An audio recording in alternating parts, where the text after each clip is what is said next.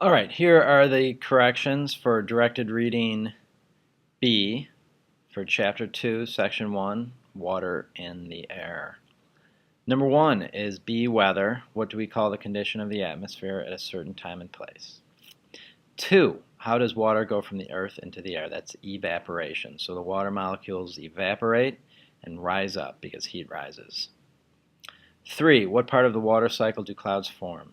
That's in condensation. So that water that evaporated, it rises up and then it cools down and condenses and forms a cloud. And 4 is precipitation, and that's when rain, snow, sleet, and hail fall from those clouds. So the cloud gets too heavy, and then that precipitation falls back down to earth. 5 is moisture in the air is called what? It's called water vapor. And 6, the amount of water vapor in the air is called humidity. And you can remember on like a real hot summer day when the air just feels kind of sticky. That's the feeling of humidity.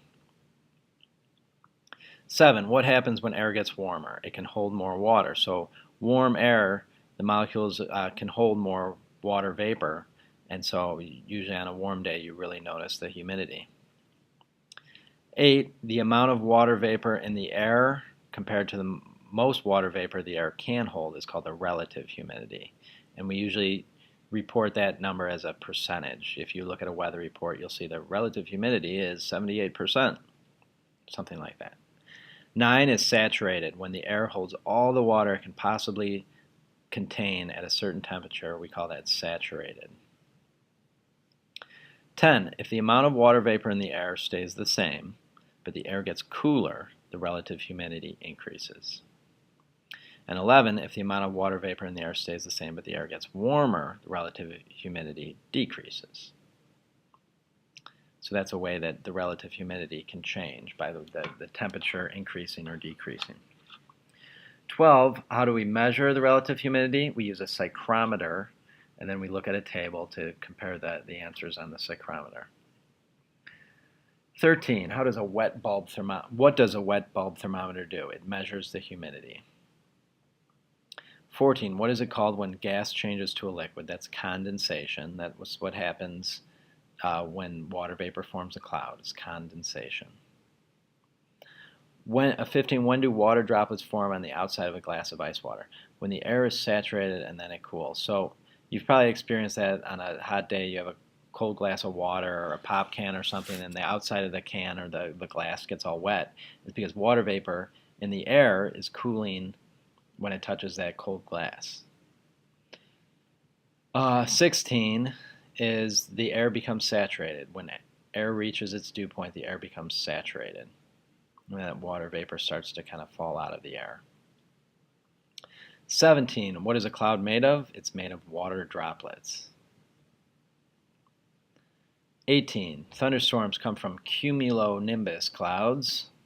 And 19, the puffy white clouds are cumulus clouds. 20 is nimbostratus, dark cloud that brings a lot of rain. Those are nimbostratus clouds. 21, cloud forms near the ground, that's fog.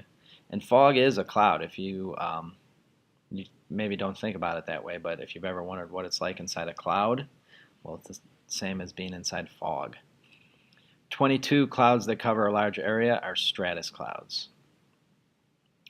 23, what can you predict if cirrus clouds get thicker? You can predict the weather will change.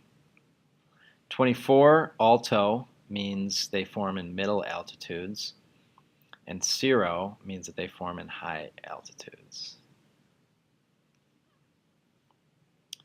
26, which best defines precipitation? It's any form of water falling to the earth. The most common form of precipitation is rain. Snow, sleet, hail, those are 3 other forms of precipitation. 28, how does sleet differ from snow? Sleet starts out as rain, and then as it's falling, it freezes on the way down, or halfway freezes on the way down, and then it's kind of this slush, this sleet. 29, how does snow form? Well, it's way up in the cloud, and the cloud gets really cold really quickly, and the water vapor changes directly to a solid, so that water vapor, it's like a evaporated water, gets so cold so fast that it crystallizes and it forms a snowflake. And 30, what makes hail damaging to things on Earth? It's because it's a ball of ice falling from thousands of feet up in the air, and it comes down and hopefully doesn't land on your car or something because it could put a dent. All right, so those are the answers for Chapter 2, Section 1 on the water cycle.